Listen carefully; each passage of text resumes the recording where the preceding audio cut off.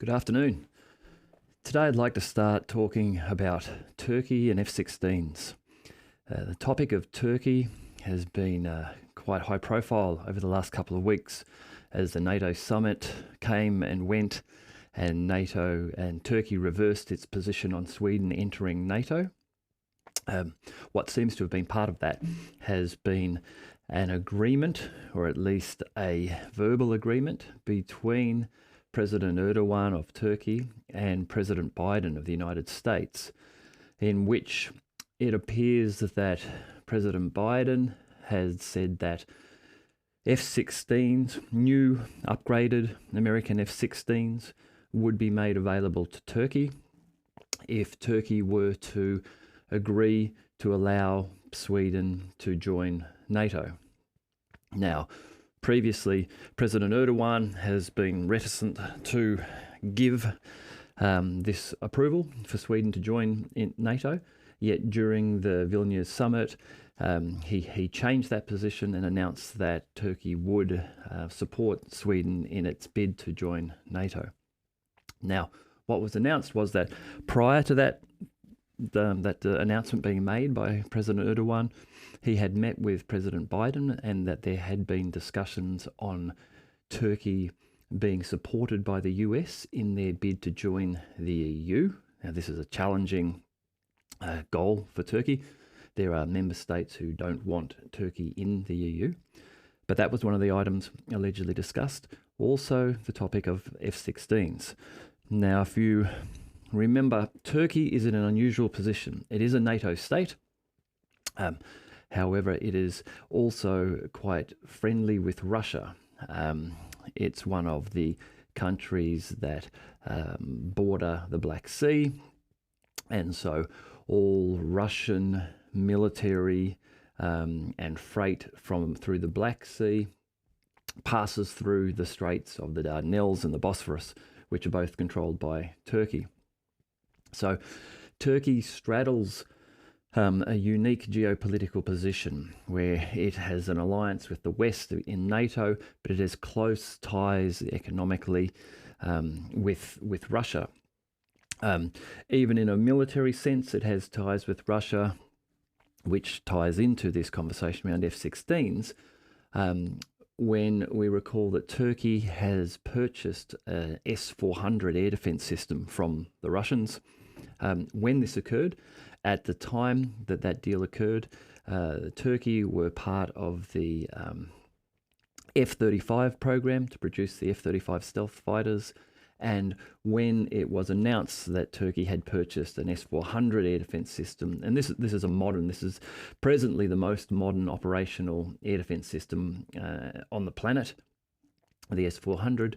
When it was announced that Turkey were purchasing those, the US cut Turkey out of the F-35 program, and that effectively stopped Turkey receiving F-35 fighter jets.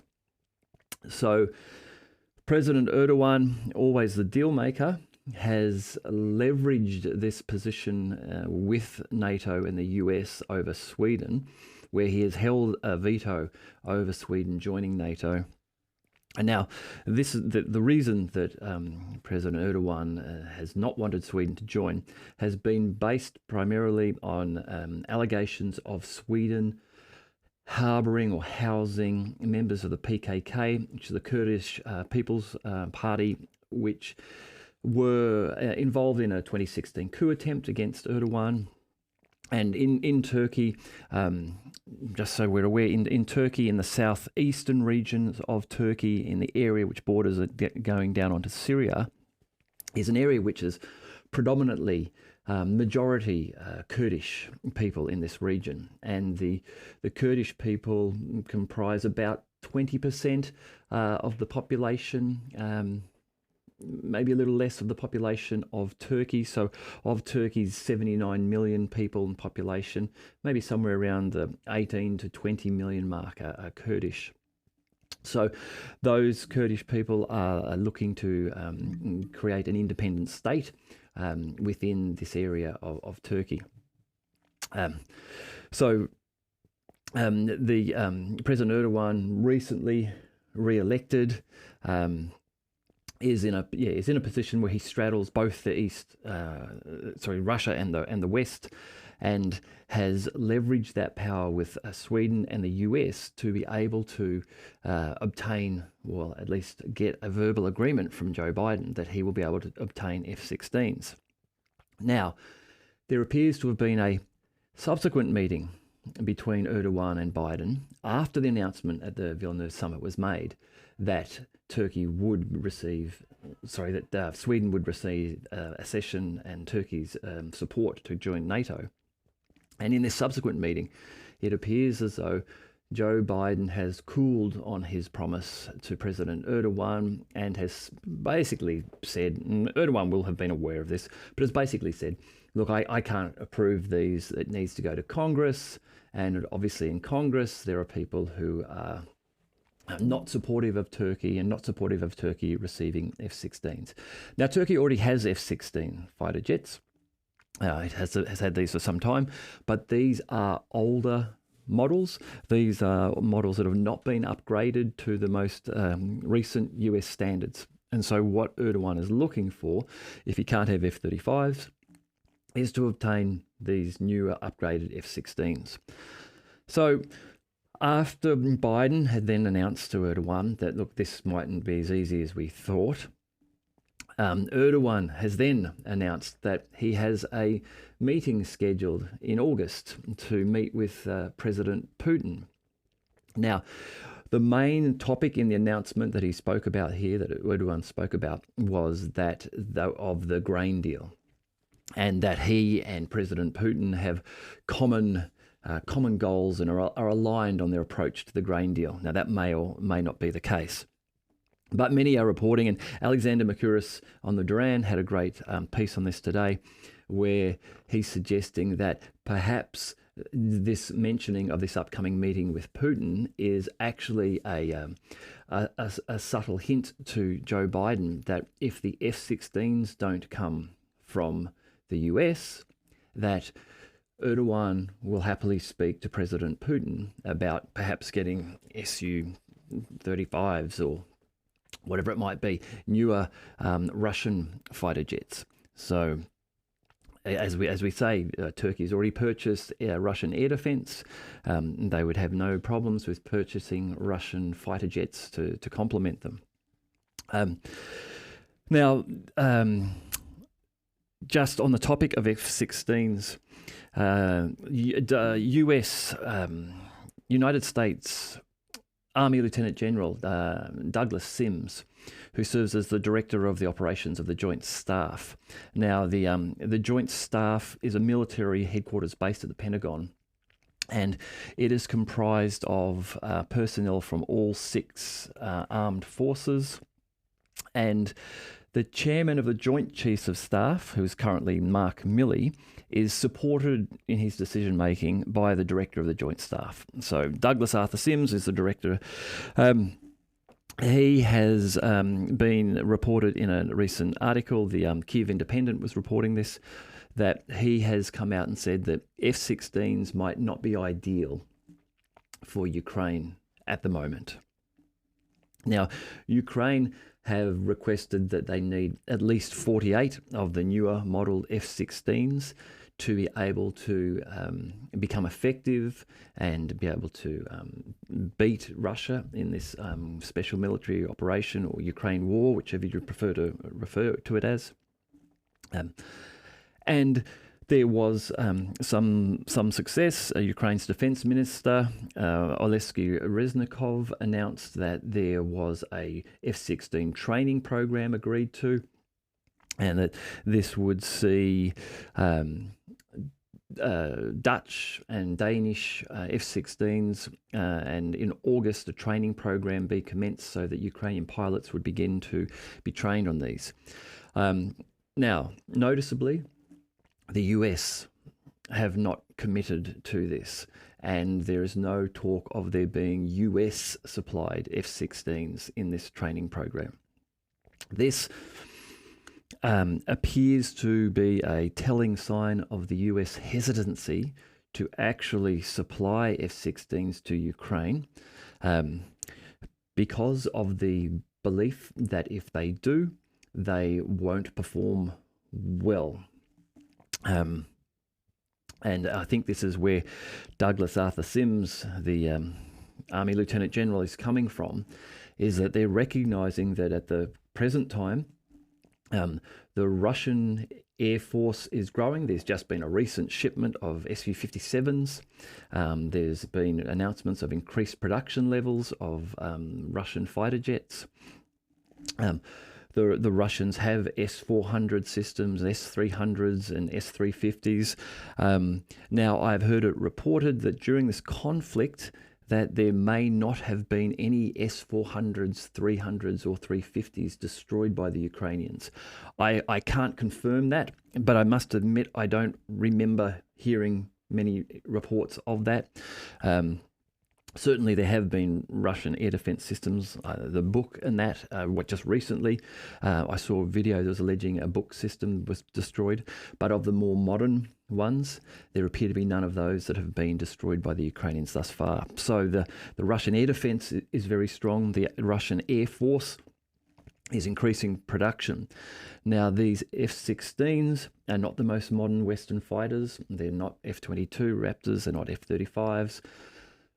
So there is thought in the West that they would underperform and that the US doesn't want this to be front page news. That if they were to supply F-16s to Ukraine, they would very rapidly end up being smeared across Western tabloid newspapers as they encountered S-400 systems and were shot down. Now, that the S-400s are able to detect the F-16s at a range such that they can see them and engage them with interceptor missiles before the F-16s become aware of the S-400 systems detecting them. Just a more powerful radar system enables this to happen. So the F-16 question is interesting. If they don't come to Ukraine, will they come to Turkey? Who knows? But let's just wait and see on that one.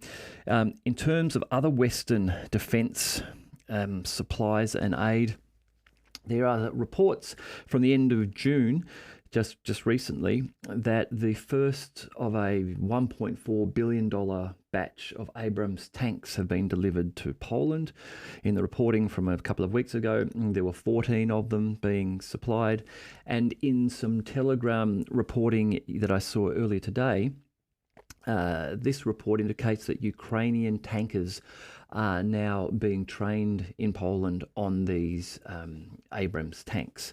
So that would be an indication that we may, in the near future, see Abrams tanks deployed into the conflict. If they are deployed, again, it will be interesting to see how they perform. Will they be allowed to the front line? MI6, the UK MI6 has allegedly suggested or stated to the Ukrainians that they are not to put the Challenger tanks on the front line. This announcement occurred rapidly after the first few days of the Ukrainian offensive, when we saw multiple Leopards blown up in minefields and by artillery and anti-tank weaponry. So Abrams may be on the way. Now, the Abrams is a very heavy tank. It itself will introduce a new supply and logistics and maintenance tail into the Ukrainian offensive, which, while yes, on one hand it does provide state-of-the-art Abrams tanks, the complexity of the new maintenance regime that's required, the people to perform that, all of these things add complexity into logistics, and logistics is the core, the bloodline that the army runs on. And so as that becomes more complex and convoluted, it becomes less efficient, and that causes problems at the front line. So if we see Abrams, will they be on the front line? Yet to see. Again, they would be entering a conflict without air superiority, and NATO, US military doctrine will rely upon having the assumption of having air superiority before going into battle.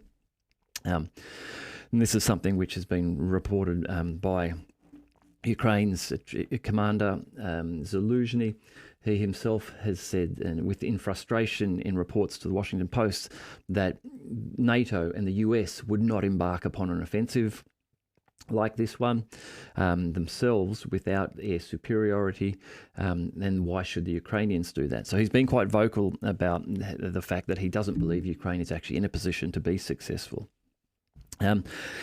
Interestingly, and perhaps in relation to something that I mentioned yesterday, and which I've just noticed that John Helmer on his Dances with Bears website, which is johnhelmer.net, he is also reiterating the announcement yesterday from some Telegram channels that apparently the US has given a deadline to President Zelensky of Ukraine. And this deadline appears to be November, December of 2023.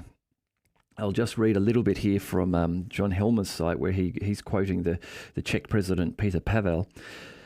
Pavel says, whatever is achieved by the end of this year will be the baseline for negotiation. So here I think Pavel is stating that there is a timeline until the end of the year, and whatever position Ukraine is in at that stage will be the position from which they will be forced to negotiate with Russia.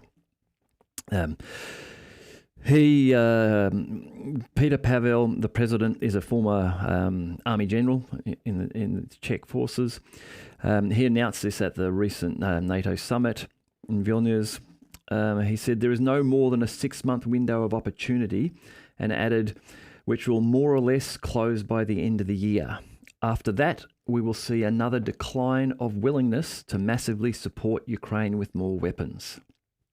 So I think it's already well understood on both Russian and Ukrainian sides that the West is struggling to supply Ukraine with the weaponry and support that it needs.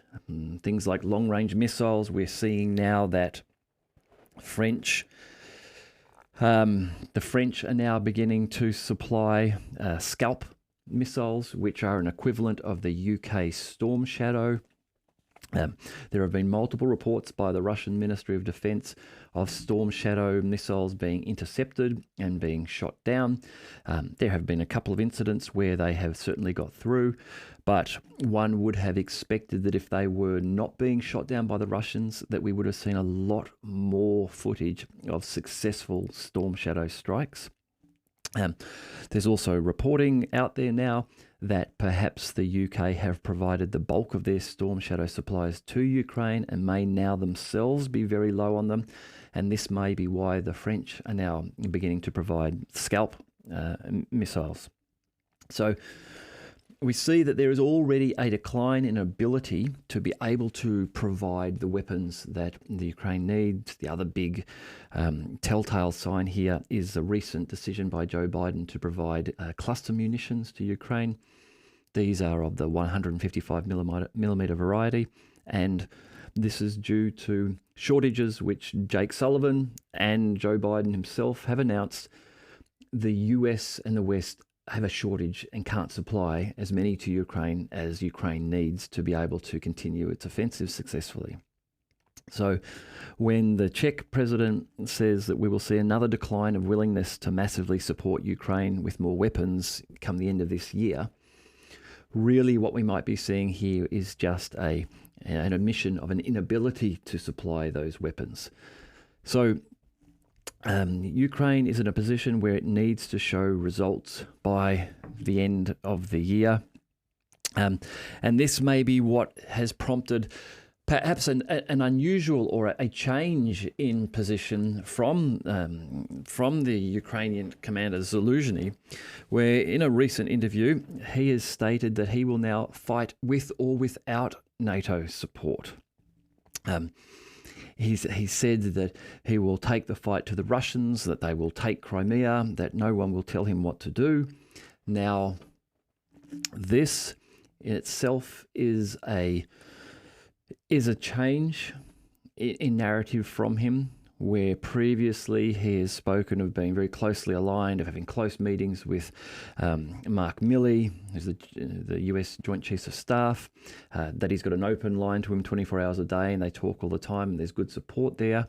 Now talking about going alone, with or without that support. And on that topic itself, there is a risk here for Ukraine and what Zaluzhny is saying, in that what might be hidden underneath here is that Zaluzhny is saying, we will use your NATO weapons against Russian targets in Russia. Now, NATO have said, and the US have said, that they have given these weapons, Storm Shadow missiles, the French Scalps, ATACMS perhaps in the future, will be given to Ukraine on the guarantee from Ukraine that these weapons will not be used against Russia in the Russian country itself. The reason being is that, the West believes that Russia would see this as an escalation, and Russia themselves and Dmitry Medvedev and others have stated that if these weapons are used, these ones supplied by the UK, by France and by America, are used against Russian targets within Russia, that Russia will effectively treat that as being direct involvement by those nations in the conflict.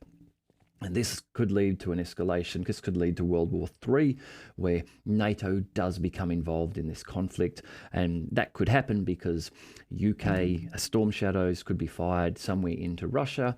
Russia's able to determine they are Storm Shadows and then retaliates by firing at, let's say, Polish or Romanian airfields, which are housing planes.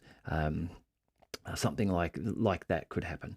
So if that did happen, then an NATO Article 5 situation could arise. And now NATO are compelled to get into this fight. They may not be ready to get into this fight. They may not want to get into this fight. They may not have the political support at home to get into this fight. So Zaluzhny saying that he will take this fight regardless if he's got NATO support may be an indication that he's planning to use those weapons. This, much like the talk around with Zelensky saying that he had evidence that Russia was planning an attack on the Zaporozhye nuclear power plant, even when this was denied by the US and denied by the IAEA inspectors on the ground, may have been a veiled threat to the US to say, if you don't continue to support us, we will do something like this. And it might be what Zaluzhny is doing now and saying, if you don't continue to support us, then we will use the weapons we've already received on Russia, and that will draw you into this conflict. So NATO's in a position now where it has promised Ukraine, we'll support you, whatever it takes, as long as it takes. But now if they're getting cold feet and wanting to get out of that, they're caught where they've got this entity in Ukraine who are growing frustrated with NATO through the lack of support. They're not going to join NATO. They're aware of that now. Suddenly they might become reckless, angry, infuriated at the West perhaps, and use those tools against them to draw them into to this fight. Well, look, we will see. Also, another report that's come out is that the US is now allegedly purchasing Hawk air defense missiles that were decommissioned by Taiwan earlier in the year. So again, not really indicating a position of great stock and supply if they're purchasing these decommissioned ones from Taiwan to perhaps provide to Ukraine. The Hawk air defense system is a smaller range system. The Soviet equivalent would be the Buk air defense system. This was developed in the 1960s, and the ones in Taiwan had an upgrade in the 1980s. However, even with these, there will be some delay, as apparently they require some refurbishment before they can be active in Ukraine. So there are challenges there. The US looking to find whatever it can to provide to Ukraine, but not willing to provide its most up-to-date systems for fear of losing them. That's F-16s or perhaps F-35s. And again, as we saw with the Patriot defense system, where there was video that came out very early on of a Patriot system being destroyed by a Russian missile. Again, the ATACMS missiles, the US may not be keen to deploy them for fear that they will have them destroyed. And there are economic repercussions, financial repercussions for the UK and the US if these things happen to their missile systems and their tanks. Obviously, today they tout them as being the best in the world. They look to conflicts like Iraq and Afghanistan to demonstrate how good they are. Yet, if they're now shown in a conflict, a European theatre, where they are against an opponent who has significant air defence and air capability to not be all that great, then other nations start to consider where they will spend. Where will they buy their tanks from? Will they buy them from NATO in the West, or will they look to buy T-90s from Russia now? So this is part of the hesitancy of the US wanting to put these products in there. You can imagine if an F-35 goes in there and gets shot down within the first 2 days, this would be front page news all over the world, a major PR victory for Russia. So yeah, that might be part of the reason why we're not seeing those things arrive there. Just going back to the grain deal. There is some reporting that President Putin of Russia spoke to President Ramaphosa of South Africa, and they discussed the African Peace Initiative. A couple of weeks ago, a delegation of African leaders travelled to Ukraine and then to Moscow to try and broker a peace deal.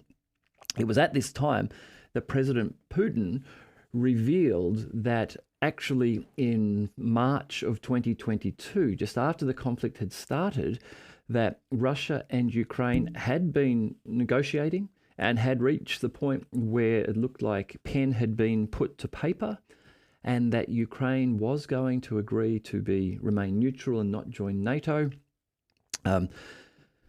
That deal was then reportedly squashed by the travelling of Boris Johnson to Ukraine to speak to Zelensky, and reportedly Boris Johnson said, "Don't sign this deal. We're not ready for that. We don't want you to do that. We will offer you whatever support you need so that you can take on and fight Russia and beat Russia." And it appears as though President Zelensky changed his mind, agreeing to that deal, and backed out of the negotiations. So anyhow, that was something which President Putin announced with this African delegation there a few weeks ago. He's gone on, though, with regard to the grain deal, to tell the president of South Africa that the obligations to remove obstacles to the export of Russian food and fertilizers have not been fulfilled. And further, that not a single ship with Russian fertilizer was sent during the entire period of the Black Sea, of the grain deal initiative. And this was actually stated also by the UN Coordinating Center. So that appears to support President Putin's claims that the grain deal has been one-sided, that the Ukrainians have been able to export, but that the Russians have not. Now, while the Russian freight may have been able to leave Russia and travel through the Black Sea, there have been challenges around other obstacles like insurance and being able to dock in ports once they're out of the Russian waters, which has stopped them actually making it to their destinations. The UN Coordinating Center has also said that the poorest countries received only 10% of the corn and 40% of the wheat that was sent as part of the grain deal. Now, previously, I've reported that it's expected that the developing nations receive about 60% of what's shipped out of Ukraine and Russia in this area, although it seems it may be less than that in the recent time. That grain deal is another topic where President Erdogan is playing a part. He not only brokered the grain deal in July of 2022 between Ukraine and Russia, but he now has announced that he and President Putin have similar position on the grain deal. However, that doesn't seem to be the case. President Erdogan would very much like the grain deal to continue. It looks good for him if it continues. He continues to collect a lot of revenue on shipping going through the Bosphorus if it continues. whereas President Putin is in a position where tomorrow, the day after, the grain deal will expire. If it's not extended, then that will be the completion of it. That will stop Ukrainian revenues from shipping. And we have seen some indications in the last couple of days of the fact that Russia do not wish to continue the grain deal. There has been the bombing of Snake Island, and there has been the missile strikes upon the ports of Odessa. Those missile strikes on Odessa had stopped in July 2022 when the grain deal was enacted, yet they've started up again. So yeah, we will see there. Just a little bit of an update on what's been happening in Ukraine in terms of military action over the last 24 hours. The Russian Ministry of Defense has reported that the armed forces of Ukraine have made attempts to attack in the Donetsk and the Krasnolimansk regions. There's definitely been some ongoing heavy fighting in those areas. In the Krasnolimansk direction, the MOD is reporting a loss of Ukrainian troops per day amounted to more than 70 servicemen, and in Donetsk up to 315. And in Zaporozhye up to 210. So on a daily level, this is 500-600 or more men lost. Now these are obviously only the numbers of men that are reported as being lost.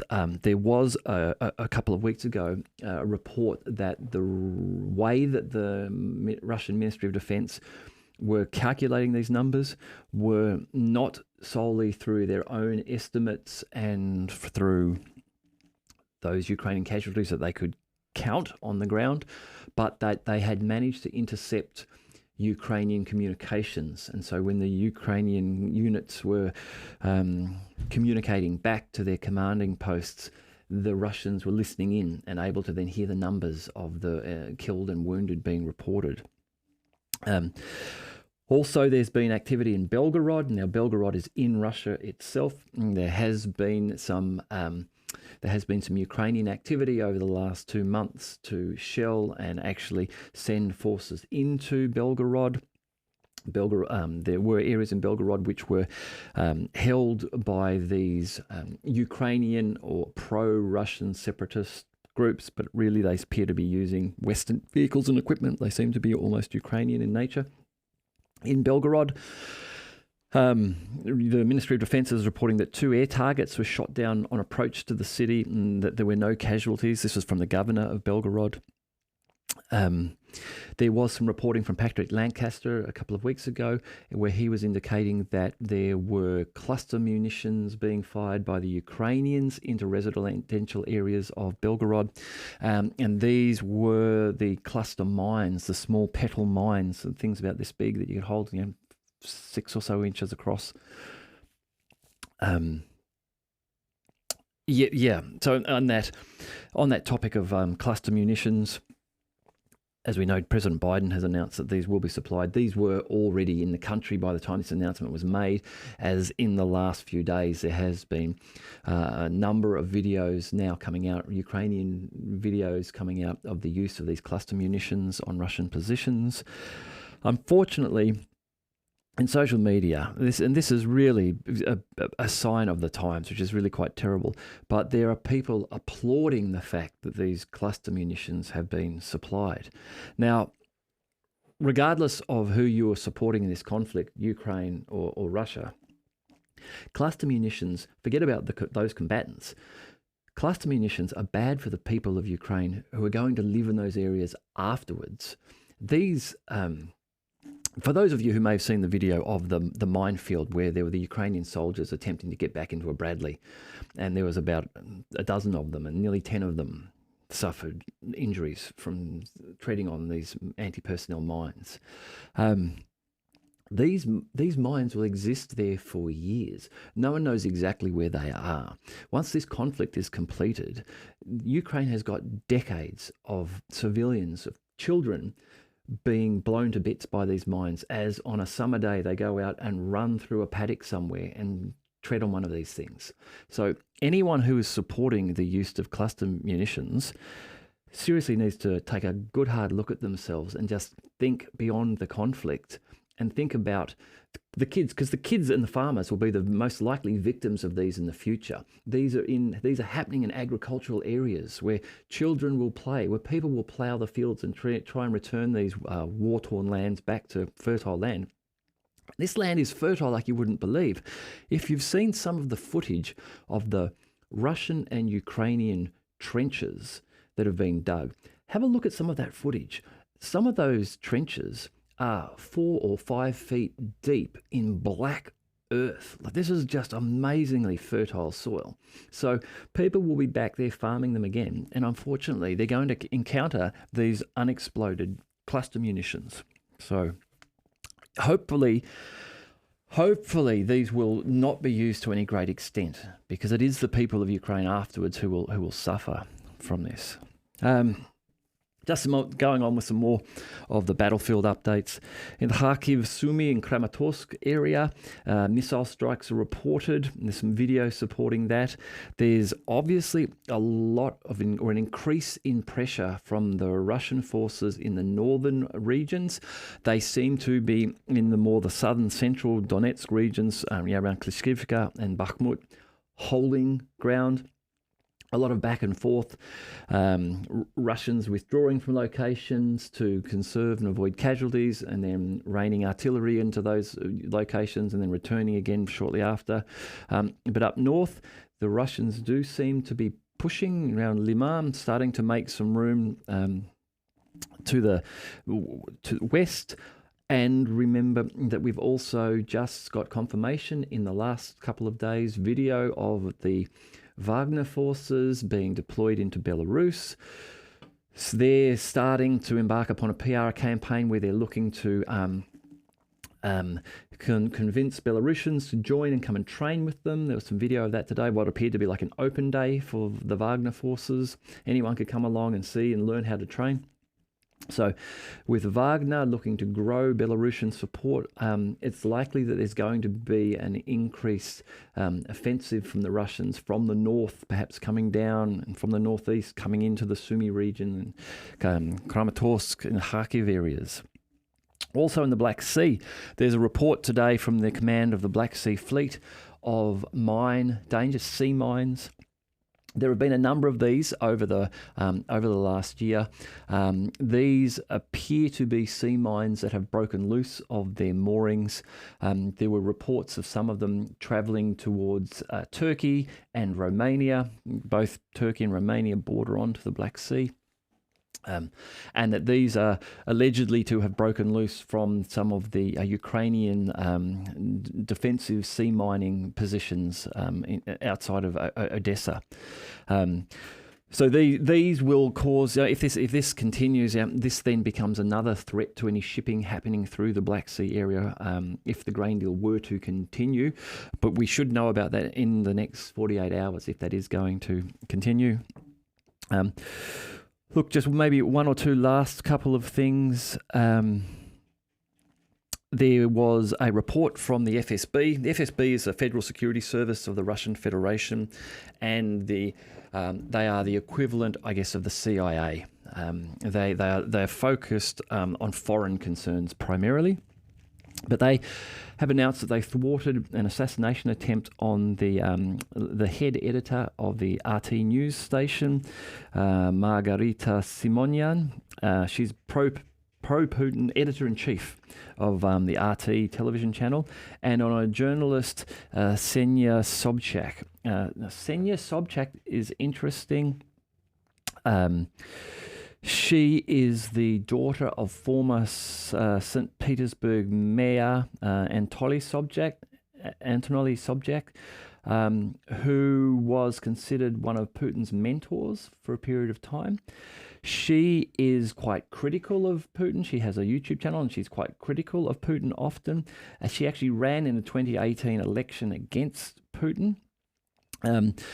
The reporting from the FSB is that the assassination attempt was stopped and that it was being carried out by a neo-Nazi group called Paragraph 88. Now, I can't confirm if this is true, but this is what is being reported. that they were apparently surveilling both Margarita Simonyan and Ksenija Sobchak. Interestingly, Ksenia Sobchak, in her response, she has left Russia a number of times during this offensive. And she said that if it is true, then she thanks the services involved for their work. However, she then goes to say on her Telegram channel that if it's not true, and if the point was simply to put me in the same sentence as Simonyan, then this is just plain mean. So, interesting. Perhaps she feels that maybe this is just a PR stunt, or perhaps there really was a assassination attempt on her. Obviously, it sounds as though if there was, this is the first that she's been made aware of that. I must say, though, there certainly is some history of this. There have been a number of people. The Russian political philosopher Dugin, his daughter, Alexander Dugin, his daughter Daria Dugin, she was assassinated recently. The military blogger Vladlen Tatarsky, he also was assassinated by a bomb concealed in a small doll figurine. And in May, a prominent Russian nationalist writer, Zakir Prilepin, was wounded in a car bombing. In all of those cases, it has been alleged by the Russian Ministry of Defense that Ukrainian forces were behind this. The Ukrainians have claimed in each case that actually it wasn't. It was a sign of internal Russian fighting internally. One or two last things before I'll sign off for today. I saw a report that there was a June 29 meeting in Moscow between President Vladimir Putin and Yevgeny Prigozhin, the former head of the Wagner PMC. And what was interesting in that was talk of the fact that the position of Russia has become that they would expect to see the Ukrainian authorities, the Ukrainian government, routed out of Kiev and driven back to Lviv. Now, Lviv or Lvov is a western city in Ukraine. And the talk here is that due to the ongoing conflict, the ongoing Western support, that Russia has changed its original plans. As we see, there were negotiations to end the conflict in March of 2022, which would have left Ukraine retaining all of Western Ukraine and only really losing the Crimea, Luhansk and Donbass regions.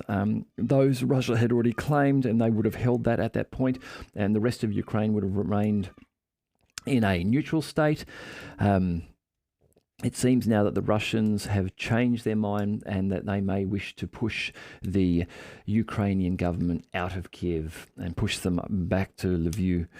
So that will be something which we will see over time. We will see over the next couple of months how Ukraine go with their offensive. If their offensive bogs down, then if the Russians themselves may commence an offensive, or how they will, how things will turn out from here will be interesting to see. Last thing, and this is not directly on the topic, but something I've spoken about a couple of times, just on the topic of sort of freedom of speech. The Countersignal. The Countersignal is a alternative media channel based in Canada, which you can find them on Twitter. But as of today, you can't find them on Instagram. It appears that Mark Zuckerberg's Meta Group has decided to censor them and block them in Canada. So this again is not a good sign. You know, we need to treat adults as adults. We need to let people voice their opinions. No one's perfect all the time. No one's right all the time. Your positions can grow and mature and change and become more subtle with time, and that can be aided by information and reading and being aware of other viewpoints. even if you are very committed to your current viewpoint on whatever topic it might be, being able to hear an opposing viewpoint can be beneficial to you to allow you to sharpen or strengthen your own position by understanding how people would oppose you. Shutting down the opposition to governments is not something that we want. One of the perhaps the most important Western piece of ideology that I think we do want to hold on to is the concept of the individual being the ultimate and most important in a society, rather than the group. Rather than the socialist concept that the group or the identity politics, postmodernist approach that the group that you're in is what defines you. I believe that you as an individual is what defines you, and allowing individual freedom of speech and thought is the most important thing that we need to ensure survives in these uncertain times that we're in. Okay, that's it for today. Thank you very much. If you've liked this, please subscribe, post a like on the channel, or leave a comment behind. I look forward to talking to you soon.